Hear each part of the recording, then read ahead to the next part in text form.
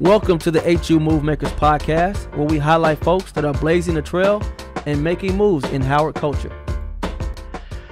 Hello and welcome to the HU Move Maker podcast, where we highlight folks in Howard culture that are trendsetters and making moves. Man, today we have a fashion icon, fashion and style icon. You gotta follow this woman on Instagram. She literally stops traffic with all of her styles. I mean, personal styling, born in LA, raised in Silicon Valley, holding it down for the black population. Howard University, marketing, Gucci, BC, BG. Let's get it popping. Yo, she has a love for mini bags. Yes. She's also Alpha Kappa Alpha Sorority Incorporated. Ski-wee. Did you see that thing that reported? Did you see that? Oh man, that was too funny. I cringed. But personal stylist, shopper, owner, Brianna Marie Styling. Brianna Marie, welcome to the show. Thank you for having me. I'm so excited. For sure, man. School of B stand-up. I was a marketing major. Oh, nice. Way back in the day, I was like, I need to be in a major that I can actually graduate. You know? So I was like, let me do marketing. That's why I chose it too. So yeah, so good. Hey, we got something in common. So let's get started. I mean, let's talk about your Instagram. I should pull it up right now. Let's talk about your Instagram. When I saw your Instagram, Instagram, once you like a picture, you like 2 and 3. Now, every time I go on my feed, you popping up. Oh, really? That's good. Yeah. So I'm like, yo, who is this? Who is this woman and her fashion? So tell me about where this love for fashion kicked off, because you have a million outfits. I do.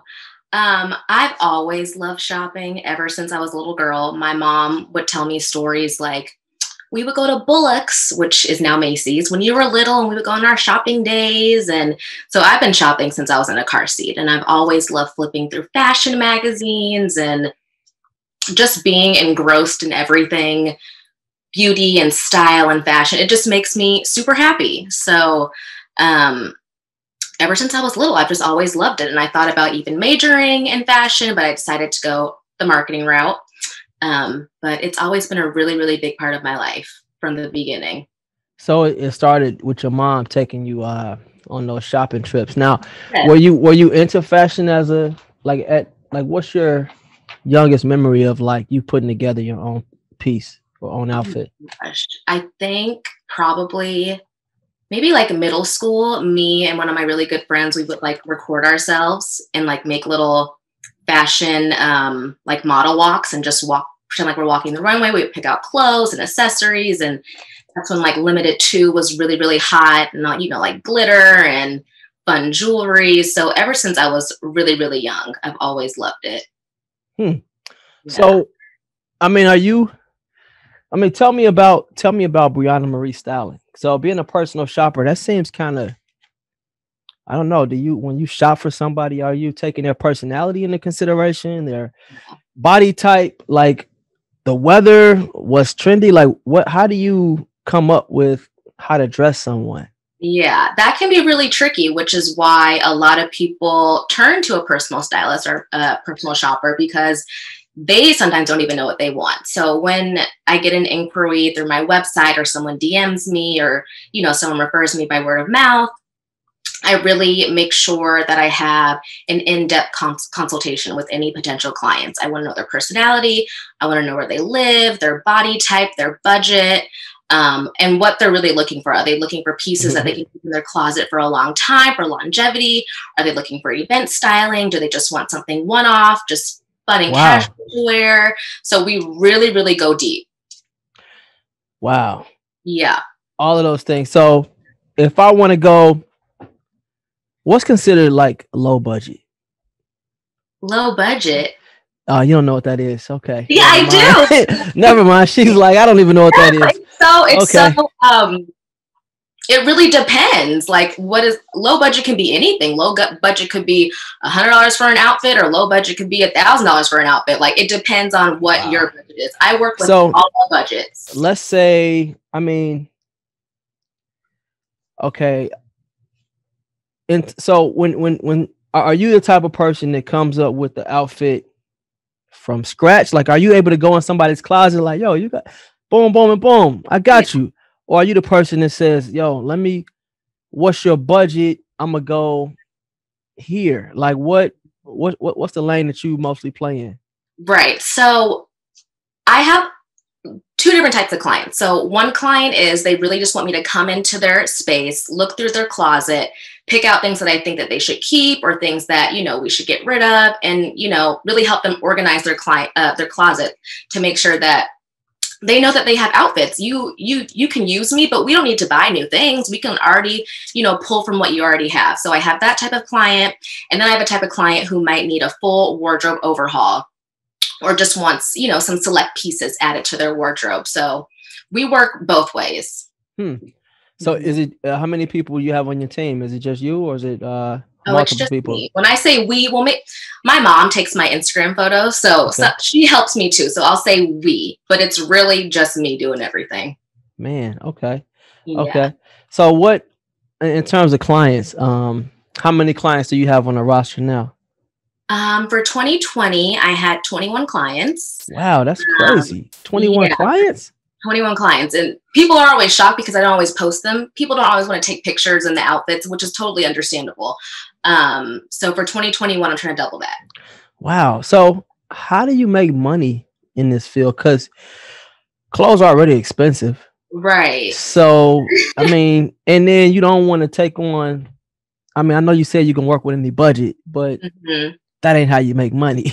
You know what I'm saying? Well, you ain't trying to work with $100 person, you know what I mean? Unless it's a repeat customer. Yeah. You know what I mean? When I say work with any budget, I mean their clothing budget. So my styling fee stays the same for whatever you're looking for. But but as far as making money, I think it's just all about knowing, your worth and your brand, and people really see how much effort I put into my business, and they see the results, and they see the elevated service that I give them. So what I quote them, they're willing to pay, which I'm really grateful for. Wow. How did you start this business? Did somebody come to you and say, yo, B, I'm a mess, yo, hook it up? Or did you go to somebody like, yo, that's a fashion, no? I would never do that. Let me hook you up. How did this business start? Okay, so a lot of the times before I started my business, I would always have my friends, male or female, come to me, text me, hey, Bree, I got this new pair of boots, but I have no idea what to wear it with, or I'm going to a wedding and it's black tie, but they also said it's cocktail. What do I wear? And, can you send me some links for stuff? And I would always be super excited. Like, oh my gosh, yeah, shopping, let's go. And I would send them links, and I'd be like, yes, pair this with this, and you should try this with this. And I've just discovered this new brand. You should try them. They're Black owned. So I have been basically styling for a while. I just wasn't paying people for it yet. And after a while, people who weren't my friends were coming to me, and I was still willing to help because that's just what I like to do. But I'm like, you know what? I really should form a business and make some money out of this, which, it fulfills me so much. I'm like, why not? Wow. And so you came out with a website and you're able to get customers. And is it primarily off referrals? It's primarily off of referrals. Sometimes people discover me through Instagram, like if a brand posts me, or, through hashtags that people, like search personal stylist. But I would say 90% is referrals, which I'm really, really thankful for. People really vouch for me, which I love. So who is your ideal client based off those criteria that you talked about? Maybe age range, maybe like, what's your sweet spot? Age range, profession, like budget, like what's your I got you. You know what? I don't have a preferred client. I have so many different clients. I'm about to style a 60-year-old man for his 60th birthday. I've had a client which I've styled for prom, for high school, and I've had the professional, woman who had no budget. So it's actually fun for me, and it challenges me to pull from different brands with different budgets and different body types. Like I love styling for everyone. It's fun for me. It's like a challenge. Oh, really? Really? Yeah. So is there an ideal budget? Like people need to have, if you come to see B, like expect to have this in order. Yeah. People always ask me that. And I'm like, there's no ideal budget. It's what you're comfortable with. I will say this though, like if you want me to style 10 outfits for you, $100 isn't going to work for your clothing budget. So we'll just base it off of that. But it's selective. So what about, okay, how do you stay relevant in a styling sense when fashion changes so much, and then at the same time, that 60-year-old person, they may not want skinny jeans, even though skinny jeans may be in style. How do you stay relevant and on point? What I really focus on is subscribing to different fashion magazines, different style reports, always staying up to date on Instagram accounts. I follow so many different types of Instagram accounts, not just, styles that I like, but styles that I know different people will like. So I make sure that I'm really focusing on different genres in fashion. So I'm not just one-sided. So I'm always, looking on my phone, on Instagram, Pinterest, getting ideas and inspiration for every type of person. Okay.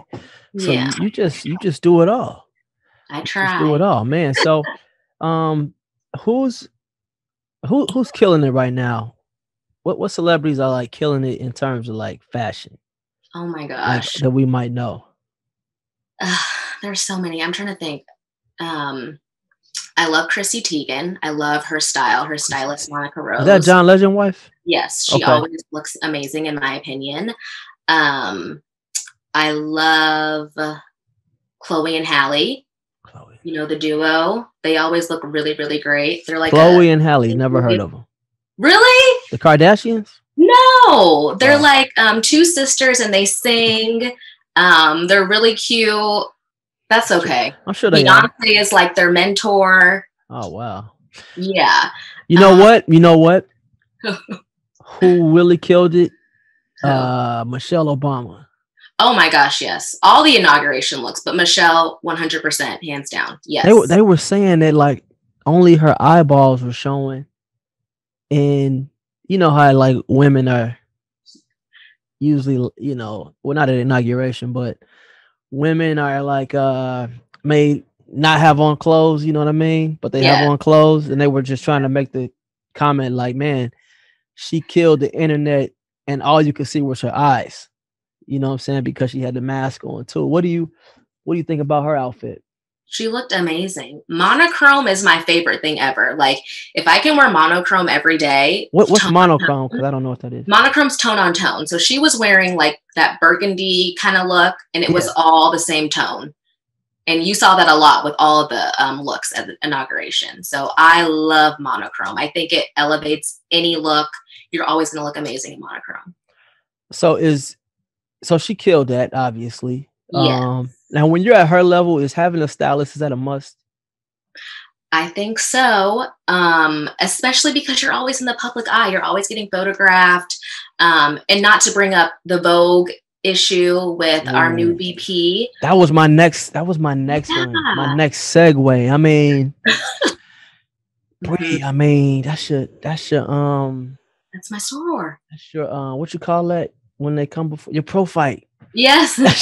I had your pro fight out. I mean, I don't have an issue with the Chucks and the suit, but it was just like picture quality. It was like, you know what I mean? Not my issue. Nothing was wrong with Kamala at all. Nothing was wrong. It was all Vogue, in my opinion. It was all Vogue. They should have, really been there for her, and Yeah. How did that go to print? It was a mistake. I read that the pink and green background wasn't supposed to be the final cover. It was supposed to be a smaller photo within the article. And then the powder blue suit was supposed to be the cover photo, which they made the digital issue. Yeah, that was, I don't know, man. But welcome to the Go Fish Village podcast. As a Chinese proverb says, give a man a fish and you feed him for a day.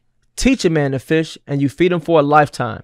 At Go Fish, our goal is to teach individuals just like you how to build wealth through real estate. Michelle Obama, I mean, she totally like killed that look. I mean, that was just like an amazing look. It was like sometimes I don't know. The last time I heard people talk about an outfit like that, I remember when now this was a simple outfit. I remember one time Sharon Stone wore this like Gap shirt and people was going crazy. And I remember another time J-Lo had this green something. Oh, with the deep. I think that was like her body is crazy as well type of fashion piece. How much is like, so do the clothes make the person, or do the person make the clothes in terms of like, you know, style? You know what I'm saying? Because I've seen people with the same stuff I've had on and they just look better than me in it. I'm like, yo, what's up with that? You know what I'm saying? Like they hoodie look a little bit more fresher than mine, you know. So who do the clothes make the person, or the person make the clothes? The person makes the clothes. In my opinion, it's all about your confidence, how you walk, how you present yourself in the clothes. If you're in, you know, a $2,000 coat and you're kind of walking with your head down and really, you know, not confident, you don't have a smile on your face, you're not going to look great. But if you're in a $20 coat and you have all the confidence in the world strutting down the sidewalk, you're going to look amazing. So is that, I noticed that about your Instagram. You always like, did you take an etiquette class? No? I did. That's just how my mom and dad raised me, I guess. I mean, how many takes are you taking them pictures in? Be honest. How many what? How many takes are you getting them pictures in? Is it one take? No, it's never one. Sometimes it is, and I'm like, oh my God, we got the shot. But most of the time, it's like, okay, let's try another batch. Let's try one more time. Let me go to the side one more time, or let me look down in this. You know, I'm always like trying to diversify my feed or whatever with like different poses, sitting down, standing up, like that kind of thing. So it takes me a good minute to get what I really, really want, because I don't like to post just whatever. You know? You got that brand. You got to maintain that brand. Exactly. So this confidence that you project, is that something that you, when you're styling people, are you telling them like, hey, I'll put together this outfit. Now you got to slay too. You got to do your part too to bring it to life a little bit more. Or are you just saying, hey, this is an outfit? Like, you know, because when I'm looking at these pictures, you know, it's some slaying in these pictures, you know. I just saw one where you were where is this picture, man? I'm like, who's holding this camera, you know? But yeah, I mean, how are you telling? Here it is right here. This is it. Oh, the when I styled some Kushni dresses for Target. Yes. Yeah. So tell me, are you giving advice on how to walk and how to like behave and give that outfit that extra oomph that's needed? Not always, because sometimes my clients, they're not like Instagram people. They don't care about taking photos. Some just want to go into the office and feel really confident and feel, you know, really great. Or some are, you know, when we went to weddings, attending a wedding, and they just want to look nice and support their friends or family or whatever. But I will say this, whenever I'm styling a client and they do decide to send me photos, but they don't want them posted or anything like that, I'm always gassing them up. And not just because I feel like I have to, but because they really look good. Like what I pull for them, it's always going to look good because it's me. And, you know, okay. But they feel good too. And so I'm making sure that I'm telling them, you literally look amazing. And I mean it from the bottom of my heart. So I think that helps. Okay, nice. Okay. Yeah. So when it comes to your style, I mean, do you walk like this in person? If I was to see you, yes. People ask me that all the time, and people have like always commented on my walk. Like they'll be walking behind me and they'll be like, why are you walking like that? I'm like, what? Like I've always kind of had like a switch, and my mom would tell me that. She'd be like, you walk just like my mom, my grandmama. And she would always have like a little switch, and maybe I inherited it from her, but I've always walked like that. I may amp it up a little bit for the camera, but it's really, that's how it is. Man, good stuff. What do I wear if I'm trying to look skinny? If I need to, you know, maybe like, is it a certain color? Like what, a certain style? Okay. You know, what am I wearing if, you know, as I get older in age, I'm not really hitting the gym like I used to, you know what I mean? Yeah. What should I be wearing? Dark colors are always very slimming. So always black, navies, charcoal grays, things like that. And anything that's going to elongate your body. So making sure that your tops aren't super long. You want to tuck it into your pant or things like that. If you want to elongate your legs, maybe getting your pants hemmed a little bit or cuffing them, that kind of thing. And no like loud or bold prints. If you're trying to look slimmer than you are. What about for women that maybe want to highlight certain features in their body? Like I've noticed the jean style, like the little, I don't know what it's called. It's like a baggier looking jean, but at the same time, it like complement it. Like you can see it's some shape. I don't know what that's called. Yeah, but I like it. Thinking of like boyfriend denim or like mom jeans, I they guess really so. accentuate your waist if you get the right kind of jean or if you get them tailored to your body, because it comes in at the smallest part of your waist. So once that's in, you have like an hourglass figure, no matter what kind of figure you have, and your booty is like on display. Yeah. So I like them. I like that. Lots of people do because they're comfortable too. Yeah, I mean, I don't wear it. So just disclaimer, I like the way it looks. So what should women wear who maybe I'm a little self-conscious about my look, but I still kind of want to be sexy? Yeah. You know, what should they be wearing? Yeah, I get clients like that a lot. So basically, I always ask them, well, you know, I know you're trying to get to a different size or maybe lose weight, but you look great now. So what is your favorite body part that you would like to accentuate? Sometimes it's cleavage. Sometimes, you know, I'm trying to lose some weight in my stomach, but my legs are really great. So we accentuate the body parts that they love the most. I love it. I love it. I love it.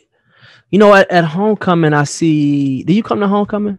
Every year, except for last year. Okay. Yeah. So, you know, homecoming, I see these styles, and sometimes I'll be like, why would you wear that? You know what I mean? But it could be me being old. Do you ever have those why would you wear that moments? I do. But then again, I think, you know, people really express themselves through fashion and they find it as an art form, or if they're comfortable or confident in something and they want to wear it and they want to rock it, cool. Would I see it and I maybe don't like it? No, but I'm not gonna, you know, knock it. It's not for me, but it may be for you. That's their art form. So you can't knock their art form. I'm basic. This is like what I throw on like every day. So I'm here for it. I'm middle of the road. You of course. So do you always have to come out the house looking a certain way? Are you aware of that? I am aware of my outfit. So I'm not the type of person that can just throw on anything and run out. Like I really think about my outfit. Even if it's just sweats, I think about it. I'm like, okay, I'm going to wear these Nike sweats, but should I wear like a pink sneaker or a white sneaker with it? Or should I do like a tight top or a loose top? Like I think about it, even if it's super casual, I still think about it because I still want to look good, because when I feel like I look good, I feel good. And that's coming back to the whole confidence thing. Wow. Yeah. That's amazing. Okay. So are you the type of person that if we were to take a selfie, you got to approve it first? Like, wait, let me see it. If you're going to post it, yeah, because I don't look crazy. Yeah. So you got to look a certain way because you got this brand that you have to kind of maintain at this point. So that's interesting. So what about, like, were you best dressed in high school and college at Howard? I wasn't wasn't best dressed, no, because there were, there were other girls who looked great too. Even in Silicon Valley? Yeah, some also look like, with your style evolved. So like in high school, I was wearing like Abercrombie and stuff. So, and I still wear Abercrombie to this day, but I was wearing like, logo tees and, Hollister zip up hoodies. Like even though I had style in high school, it was very like kind of one toned. So my style has evolved. So what was it like going from, Silicon Valley to Howard, which can be intimidating, not just from fashion, but of course it's a million women.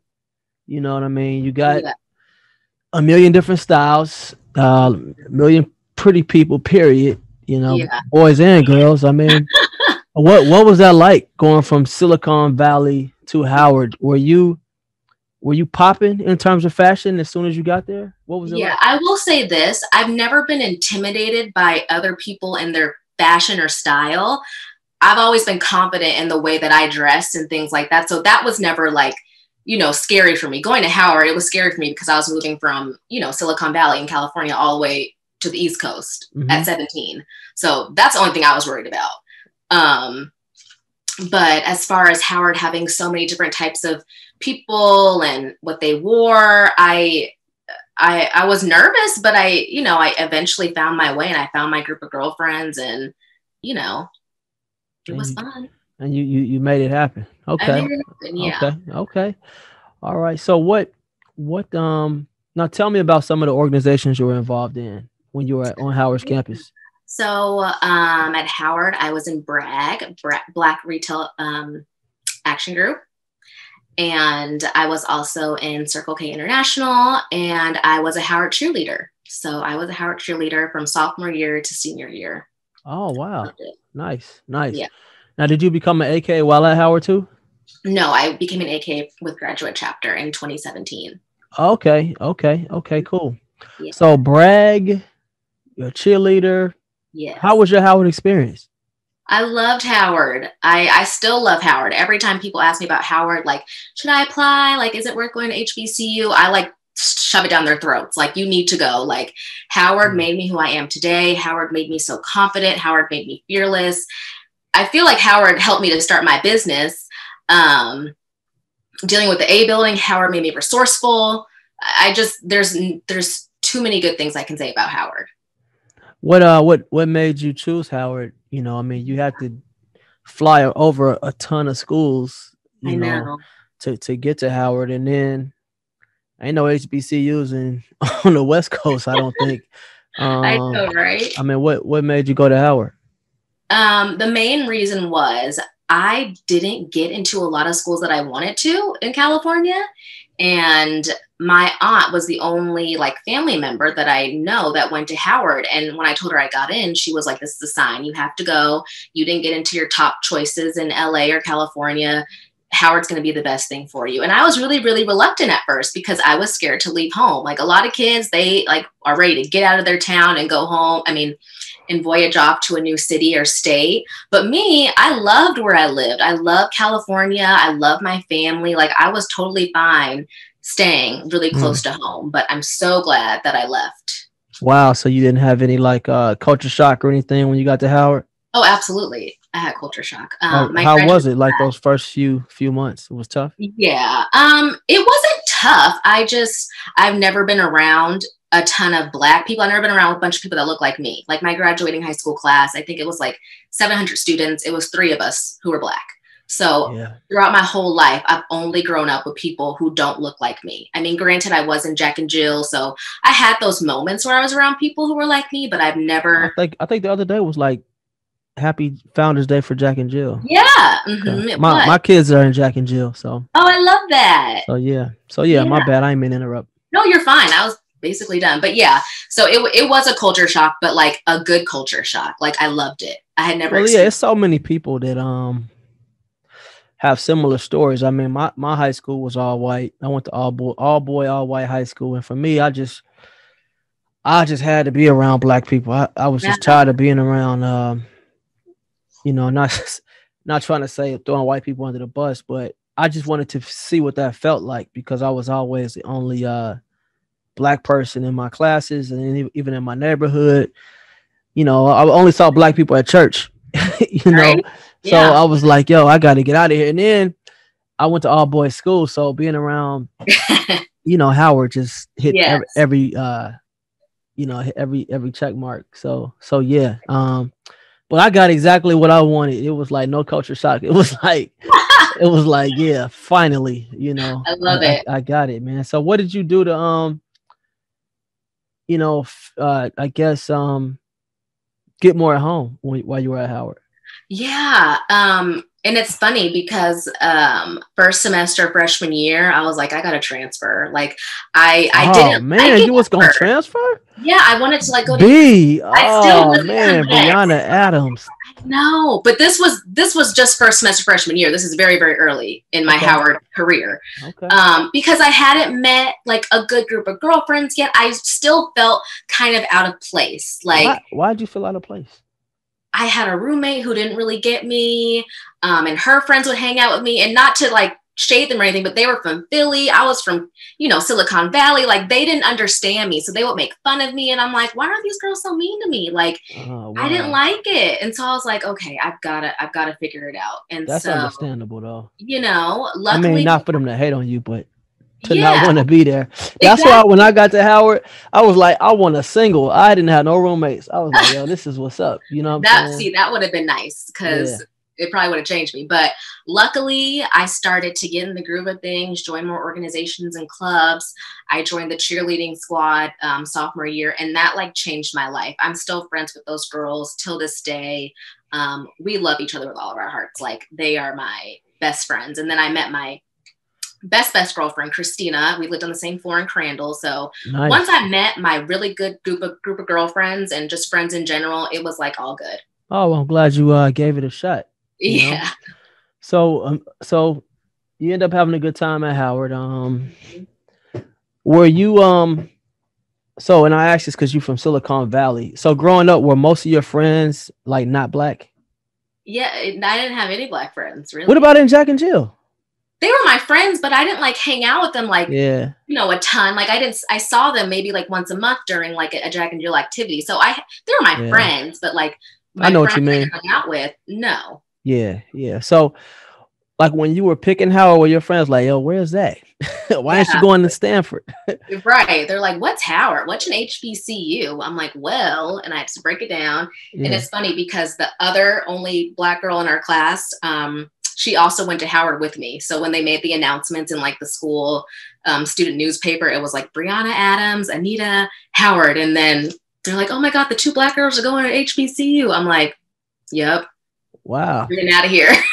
Wow. So no regrets about Howard. No regrets at all. No. That's good. So you're in the School of B. How was that? School of B was fun, challenging at times. I actually didn't transfer to the School of B until junior year. Yo, me neither. Really? I was a bio major because it was two black doctors that lived on my block. Okay. And they was like, you got to be a dentist. That's where you're going to make money. You're going to make money. I was like, yeah. So I was like, I major in biology. Yeah. Man, I got to Howard that first week. I was like, hell no, I ain't taking this. You know what I'm saying? I hated biology. I hated like science. Science, period. Yeah. I was like, you know, so long story short, I just followed the scheme in the School of Business, you know, just took those classes. So this is probably before they really started to like check to see if you should have been in the class, because it was like you could just register for the class and they really wasn't on it like that. So I end up following the scheme. I think you had to have like a 3.0 to transfer. So I was like, cool. I'm out of here. Peace. And next thing you know, I was in the School of Business, man. Yep. That's basically how it went for me. What was your major? I was an undecided major. Oh, okay. So I got into Howard as undecided because I really didn't know what I wanted to do. So thankfully that I got in as undecided. And I just took all the courses that you needed to take in order to transfer to the School of B. I don't remember what they were, but I took them. Yeah, I don't even think I would have got accepted. Them requirements. I'm glad I didn't try to get in the School of B, because I probably wouldn't even got accepted. I look at like some of the average ACT scores. I'm like, damn, my shit was way lower than that. So, look at God, you got it. Exactly, man. So now, at what point were you like, I'm gonna pursue fashion as a career? The goal was always to work in fashion. Like I thought I wanted to be a buyer for like a corporate, fashion brand or whatever. I didn't know what I wanted to do, but I was like, I want to work in fashion. So after graduating, I was an executive assistant to the vice president of wholesale stores with BCBG. Wow. BCBG, that's that big baller brand right there. BCBG. Right. I was so excited. It was in downtown LA. I was like, oh my God, I'll move to LA. Wow. And I was going to be an assistant. So that got my foot in the fashion door. And I heard the pay is crazy too.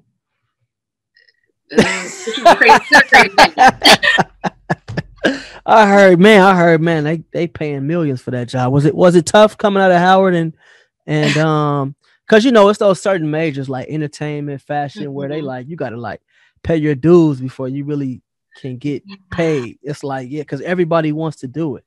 I know. So for working in fashion, you don't have to necessarily pay your dues. You just got to kind of work your way up. So if you never worked before in fashion, even though I did, I used to intern at Gucci and I would work at Gucci during like winter breaks and stuff at Howard, which I'm really, really thankful for. Still at BCBG, I had never worked in a corporate setting before. I just graduated from college, even though I had internships, like, it was still very, very new to me. So I was an executive assistant. I learned a lot. Working in fashion is very, very cutthroat. It's very fast paced. And I thought it was what I wanted to do. So I kept doing it. I got a really great discount. I got 70% off all their clothes. So I stuck around. Oh, wow. That's dope. I know. But being so what does that do in the dating life when you meet someone and you Gucci down to the socks? Like, is that like, damn, I can't afford, or is it like, yo, she got swag? Like, how is that when you just on point all of the time? That can be intimidating. Yeah, but also I don't think logos necessarily make you look fly. Like, okay, yeah, you got on a bunch of Gucci and a bunch of logo and you got a belt and a bag, but that doesn't really mean you have style. It just kind of means you have money and you think that you're gonna look great, but sometimes you don't. But sometimes you do. You can be logo down and sometimes you do look great.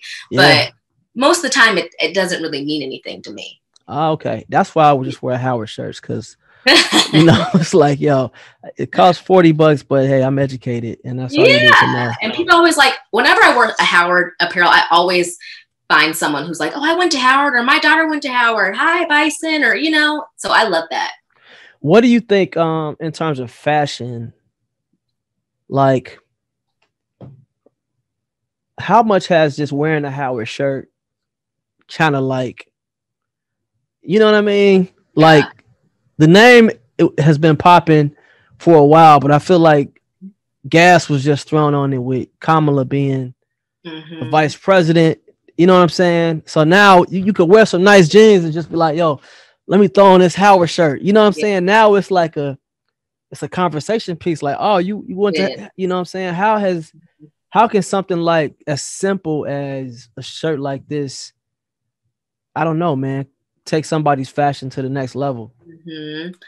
I think it's how you make of it. Like, and you see it like at homecoming and on the yard and things like that, when people are just wearing like a simple Howard tee or a crew neck, they paired it with, some leather shorts. Yeah. And like some knee-high boots. And it's all about how you style it. And even if you're not styling it like to a T, if you're wearing it with some jeans, like people are still going to be like, wow, she went to Howard or he went to Howard. And, you can't tell a Howard alumni nothing now. You really can't. That's what I love about it, man, is that you can just throw your old Howard shirt on, with some nice jeans or shoes, but because it says Howard, it's like, okay, that outfit is tough. That's and you know that everybody can't rock that Howard shirt, because if you go to somebody and you like, yo, you went to Howard? Nah, you know what I'm saying? Like, it's like, oh, okay, you know what I mean? Yeah. But like, do you follow these people that are creating all these different Howard fashions? You follow any of them? Yes. I follow Last Bison Standing. I think it's called Vintage Howard U. They put like Kamala's face on a bunch of different stuff. Yeah. I follow a lot of different Howard apparel accounts. I love them all. Yeah, these people are so creative with just putting a face on something. And not only that, like the way because I feel like my Instagram is always basic as fuck. And then when I look at theirs, it's like, yo, like, how you get the shirt to pop like that in the picture? Like, you know what I'm saying? What? But, you know, maybe they doing it in 1,000 takes. But when I see it, I'm like, yo, I got to get that. I got to get that. Exactly. You know what I'm saying? Yeah. So, yeah, no, that's cool, man. So who dictates fashion? Who is the person that says this is about to be in style? You mean in general? Yeah, I mean, who's that person? Who's that audience? Yeah. Is it black folks? Some people say it's black people. Yeah. They dictate fashion. Some people say it's like gay men. You know what I'm saying? You know, a lot of the times it's like you said, black people, we have shaped a lot of fashion trends, hoop earrings, braids, just everything. We've done it all. But there's also things called forecasters. So people forecasters, never heard of that. They forecast trends. So, and then like when we figure out what like the Pantone colors are going to be for the next year. So designers and people like that, they'll go to the trend forecasters and the Pantone people, and then they'll make their collections off of that. So that's really where it stems from. And then it kind of just grows from there, from like Instagram and people posting stuff, and you just seeing a trend more and more and more. Like last season, you saw shackets come to life, and then leather and shades of brown. So you just see, when you see a trend, you see it often. You're like, okay, well, this is what it's all about. I never heard of shackets, but it's like a jacket and a shirt. Oh, like a spork. You know, a spoon and a fork, you know? Yes. Okay, got it. Didn't know that. What do you think about the rise in like phrases that are on shirts? You know what I mean? Versus like, for example, so like basically like shirts that like clothing that is more towards like making a statement. Like I bought this off Instagram. I thought it was like super dope. Mm-hmm. It says, I'm about making my ancestors proud. Yeah. You know what I'm saying? Like things that aren't really like, okay, I'm not trying to like show my body or my figure. I'm just out to make a statement. Mm-hmm. You know what I'm saying? What do you think about that type of fashion? I love that. I love better than wearing some big old logo from a brand that you know doesn't really do anything for you. You might as well wear something that means something to you, that says something that resonates with who you are as a person, or just makes you feel good. So I love a branded or t-shirt or sweatshirt or whatever it may be. Okay. Like, I mean, where can someone, so my style, I like to wear hoodies and fatigue pants. Mm-hmm. Or hoodies and jeans. Like that's it. I'm basic when it comes to that. Like where are some places that or websites? What are some of your favorite fashion websites that folks can hit up to buy things that aren't super expensive, but you know have a variety? Yeah. People sleep on Gap. I always tell people to go to Gap. They have the best basics. They have the best quality clothes. So if you're really trying to build up like your staple pieces, I say Gap, Nordstrom. You know, there are lots of other different like boutiques like Farfetch and Essence. And I have a whole curated list that I use for my clients. I can't give away all my special brands that I use when I style my clients. It's just me and you. Okay. All right. Welcome to the Go Fish Village podcast.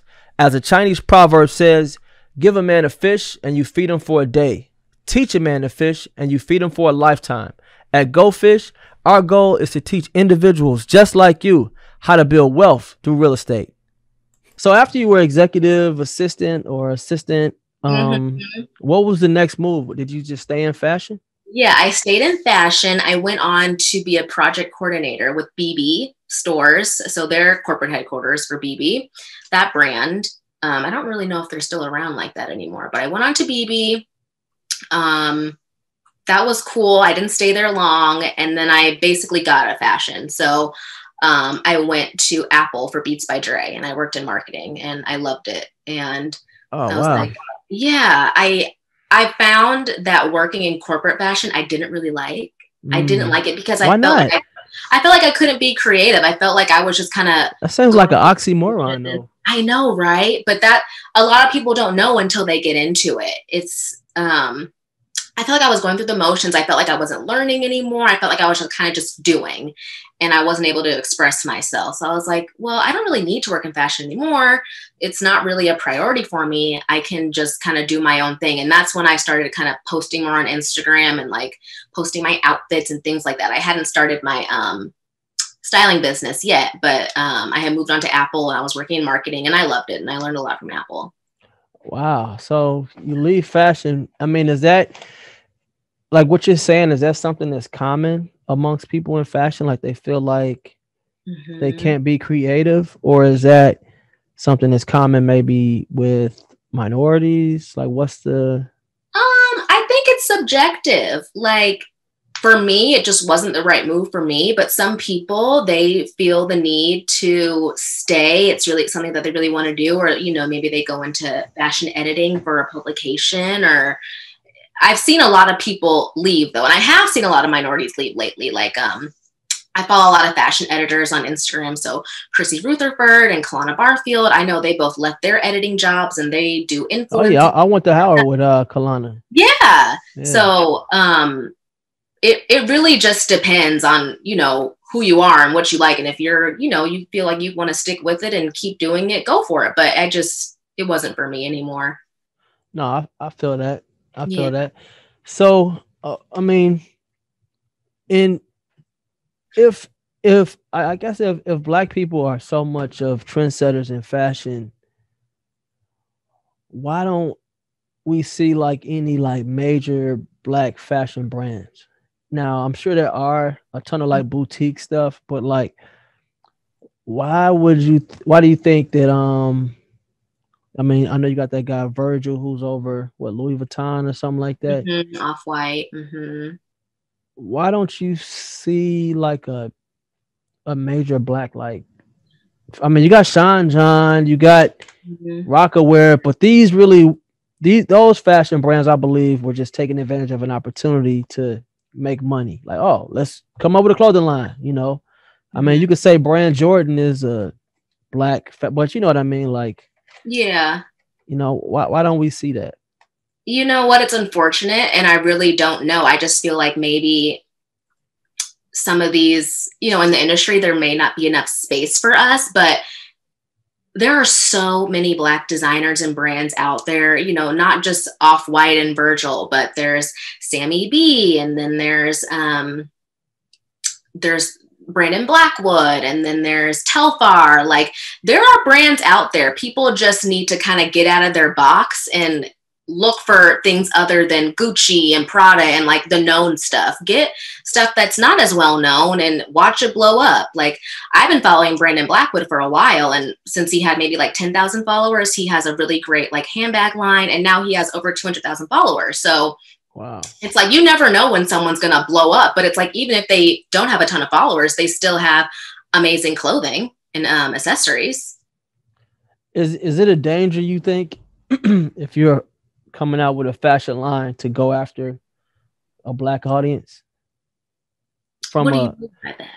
So let's say if I'm trying to make money, do I want it to have a mass appeal? You know what I mean? I see a lot of cool brands on, you know, like the one I just showed you. Like, obviously, this is for a niche. You ain't gonna see no white person rocking this. You know what I mean? You know, I remember. Now this is I don't know if this is confirmed, but I remember there was a thing where Tommy Hilfiger a while ago allegedly said, you know, if I would have known that this group of people were gonna be like wearing my stuff, I wouldn't have came out with it. You know what I'm saying? And that's not the first time that someone has allegedly said something like that.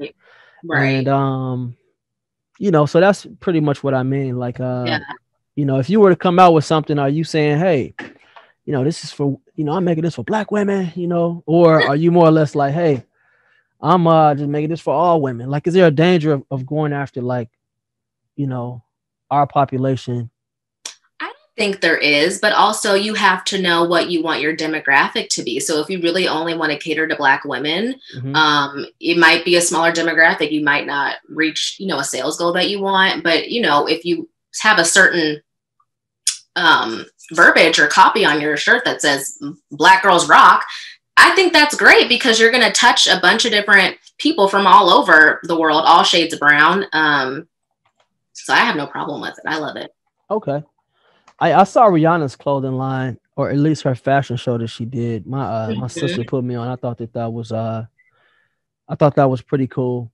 Yeah, Fenty. Mm-hmm. Yeah. I think that's the name of it. I don't know much about fashion. Well, yeah, that's dope. So right now we're in 2021. Was 2020 like a lost fashion year? Oh my gosh, no. And I thought it would be. I thought, who's going to want to get styled now? We're all at home. Like, who's going to want to buy clothes now? Like, we're not going anywhere. But I read recently that influencer marketing and influencer fashion marketing, it's going to be like a $22 billion industry by 2022 or something like that. But I came to find that people who were requesting to be styled by me, they were like, I still go into the office sometimes. I still want to look good. I need some office looks. Or I'm going to this event. I have to wear a mask, but I still want to look good. Or even though I'm at home, I need some loungewear that's like really elevated and good quality and it's not going to fall apart. Can you help me find it? So people are shopping because, like I've said, clothes make you feel good. Clothes give you confidence. And, during this time, it's been a hard time. So if shopping and putting on a new pair of, comfy sweats is going to make you feel great, then by all means. So do you wear the same thing twice? Yes. Oh, you do? I wear the same thing multiple times. Okay. Just because I look at your Instagram, are you able to show us your closet, or is that? Oh gosh, no, not right now. Man, I should have told you beforehand. I know, you should have. I want you to take us on a tour of your closet. Kind of like Cribs. You know what I mean? That would have been fun. Yeah, that would have been dope. Maybe another time we can we can do that. I can have you and somebody else, because there's another young lady I want to bring on the show. To talk about fashion. I'll for sure do that. I think that's so fun. I love seeing closets. Yeah. So that's what's up. So Brianna Adams, what can we expect to see in fashion for 2021? For 2021. So that's going to be spring. The Pantone color for 2021 is definitely a beautiful yellow or marigold. So we're going to see a lot of bright colors. We're obviously going to see florals for spring.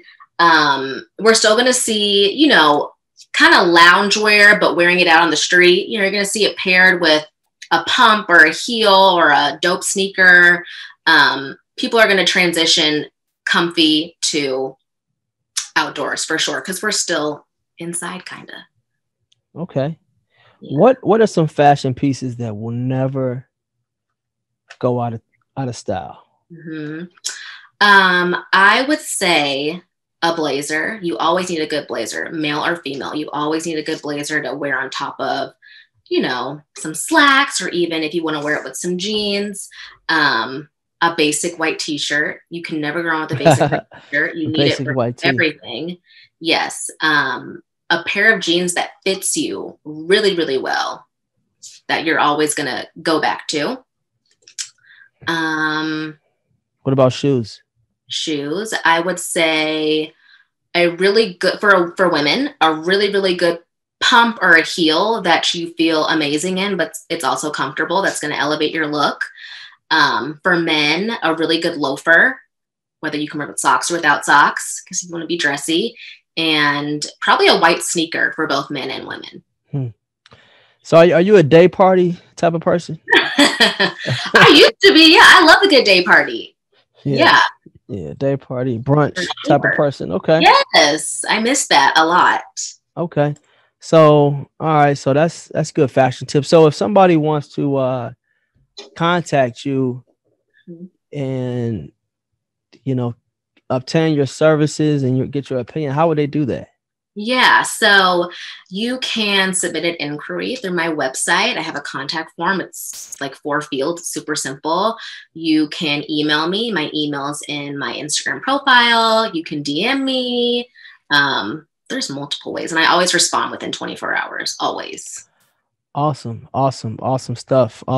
So, what advice do you have for that 17-year-old Brianna coming into Howard University right now? What advice do you want to give to that young lady? Oh my gosh. Just stick through it. This is going to change your life. You're going to love Howard so much. Continue to be yourself. Don't ever change. Even if people try to make it seem like, they don't know who you are or why you're acting the way you're acting, keep being you, because that's going to get you to where you need to be. Yeah, for sure. Yeah. 100 years from now, what are we saying about Brianna Marie styling? What are we saying? Gosh. Well, I'm hoping Brianna Marie styling evolves into even more things. So not only styling, but a collection, a home goods, just a conglomerate of stuff. That's okay, Martha, I see you. Yes. So do you design clothes at all? I don't, no, but that's something that I'm very, very interested in. Okay, so when is the fall line gonna launch? Oh man, you never know. I'm surprised you haven't dabbled into, trying to make some type of Howard fashion or something. I know, right? Or even if it's just something simple, especially with your soror being in the White House. I know. That is something to think about. I have so many things on my plate right now. I still work a 9-to-5 job, and I'm still running my styling business. So It's just a matter of time. I have all these ideas written down and goals and plans, and it's just a matter of time before I put them into action and keep it moving. Okay. Yeah. Well, Brianna Adams, thank you for coming on the show. You've been a wonderful guest. Thank you for having me. For sure. Thank you for joining the HU Movemaker podcast, where we highlight folks that have contributed to the Howard legacy at the highest levels. To hear more interviews or purchase merchandise, please visit www.humovemakers.com.